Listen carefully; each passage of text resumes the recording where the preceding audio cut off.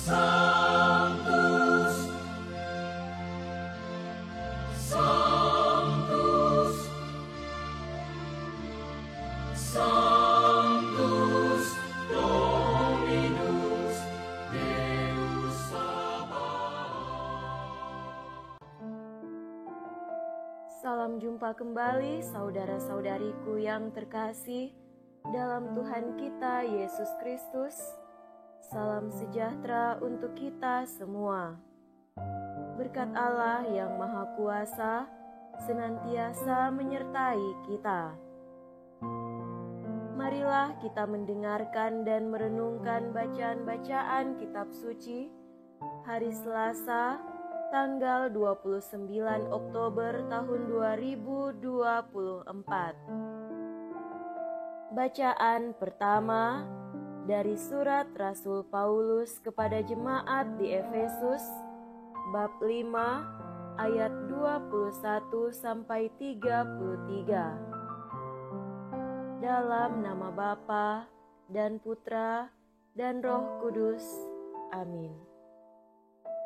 Saudara-saudara, hendaknya kalian saling merendahkan diri dalam takwa kepada Kristus. Para istri hendaknya tunduk kepada suaminya seolah-olah kepada Tuhan, sebab suami adalah kepala istri, sebagaimana Kristus adalah kepala atas jemaat. Dialah yang menyelamatkan tubuh. Karena itu, sebagaimana jemaat tunduk kepada Kristus, begitu pula lah istri hendaknya tunduk kepada suaminya dalam segala hal. Para suami hendaknya mengasihi istrinya sebagaimana Kristus telah mengasihi jemaat dan telah menyerahkan diri bagi jemaat untuk menguduskannya setelah menyucikannya dengan air dan firman. Maksudnya ialah supaya dengan demikian Kristus menempatkan jemaat di hadapannya dalam keadaan cemerlang, tanpa cacat atau kerut atau yang serupa itu, tetapi kudus dan tidak bercela. Demikian pula, suami harus mengasihi istrinya seperti tubuhnya sendiri, maka yang mengasihi istrinya mengasihi dirinya sendiri. Sebab tak pernah orang membenci tubuhnya sendiri.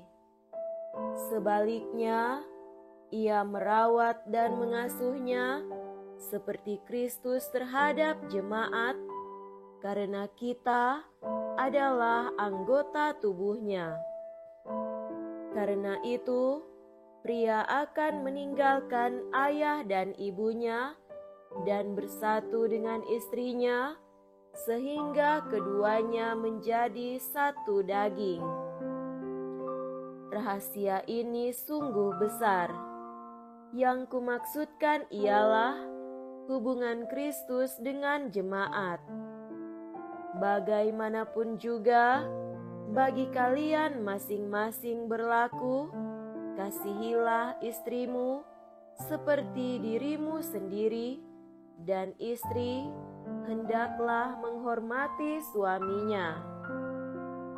Demikianlah sabda Tuhan. Syukur kepada Allah.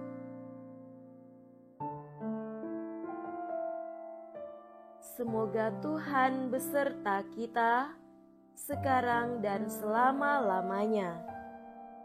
Inilah Injil suci menurut Santo Lukas. Dimuliakanlah Tuhan.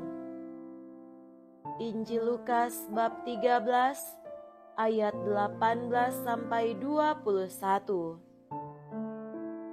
Ketika mengajar di salah satu rumah ibadat, Yesus bersabda, "Kerajaan Allah itu seumpama apa? Dengan apakah aku akan mengumpamakannya? Kerajaan Allah itu seumpama biji sesawi yang diambil dan ditaburkan orang di kebunnya. Biji itu tumbuh dan menjadi pohon, dan burung-burung di udara bersarang di ranting-rantingnya. Dan Yesus berkata lagi, "Dengan apakah aku akan mengumpamakan kerajaan Allah? Kerajaan Allah itu seumpama ragi yang diambil seorang wanita dan diaduk-aduk ke dalam tepung terigu 3 sukat sampai seluruhnya beragi."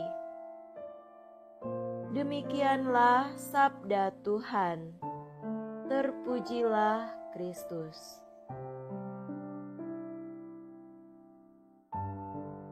Saudara-saudariku yang terkasih, tema renungan kita pada hari ini adalah bagai biji sesawi dan ragi. Kerajaan Allah itu seumpama apa? Dengan apakah aku akan mengumpamakannya? Demikian Yesus mengawali pengajarannya di salah satu rumah ibadat. Memang susah-susah gampang untuk menjelaskan tentang apa itu kerajaan Allah, karena itu bersifat rohani, bukan fisik, seperti kerajaan monarki, kesultanan, atau negara republik. Tetapi bukan berarti bahwa yang rohani itu tidak bisa dialami dalam kehidupan harian. Pertama-tama, yang bisa dikenal ialah daya hidup yang dimiliki oleh setiap makhluk hidup dan tidak dimiliki oleh makhluk-makhluk alami lainnya. Kehidupan makhluk manusia itu mempunyai bobot dan mutu yang istimewa yang membedakannya dengan tumbuhan dan hewan. Rasul Paulus dalam suratnya kepada orang Roma menegaskan hadirnya kerajaan Allah dalam hidup manusia itu demikian. Sebab tidak ada seorang pun di antara kita yang hidup untuk dirinya sendiri, dan tidak ada seorang pun yang mati untuk dirinya sendiri. Sebab jika kita hidup untuk Tuhan, dan jika kita mati untuk Tuhan. Jadi, baik hidup atau mati, kita adalah milik Tuhan. Saudara-saudariku terkasih, kehidupan yang dijiwai oleh daya semangat dan nilai kerajaan Allah itu tidak akan terasa dalam suatu pengamatan sesaat dalam sehari, karena tentu itu tidak langsung tampak, namun dalam kurun waktu yang panjang, dia akan tumbuh dan berkembang, serta mempengaruhi semua tindak tanduk kehidupan manusia, bagaikan ragi sekuil yang menyebar ke seluruh adonan kue, atau bagaikan bibit kecil yang menghasilkan pohon yang besar dan bercabang banyak. Salah satu daya semangat kerajaan Allah dalam kehidupan manusia itu ditunjukkan Rasul Paulus dalam suratnya kepada umat di Efesus yang kita dengarkan tadi, yaitu tunduk dan saling merendahkan diri serta kasih. Para istri hendaknya tunduk kepada suaminya seolah-olah kepada Tuhan. Para suami hendaknya mengasihi istrinya sebagaimana Kristus telah mengasihi jemaat dan telah menyerahkan diri bagi jemaat untuk menguduskannya setelah menyucikannya dengan air dan firman. Maksudnya ialah supaya dengan demikian Kristus menempatkan jemaat di hadapannya dalam keadaan cemerlang, tanpa cacat atau kerut, atau yang serupa itu, tetapi kudus dan tidak bercela.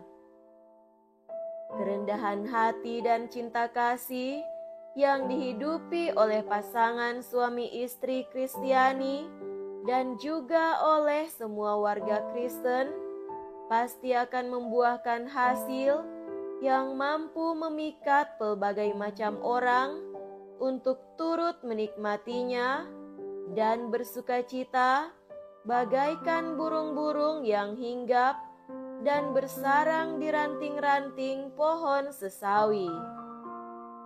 Karena itu, jika kita hidup untuk Tuhan, dan jika kita mati untuk Tuhan. Jadi, baik hidup atau mati, kita adalah milik Tuhan dalam kerajaan-Nya. Semoga demikian. Amin. Dalam nama Bapa dan Putra dan Roh Kudus. Amin.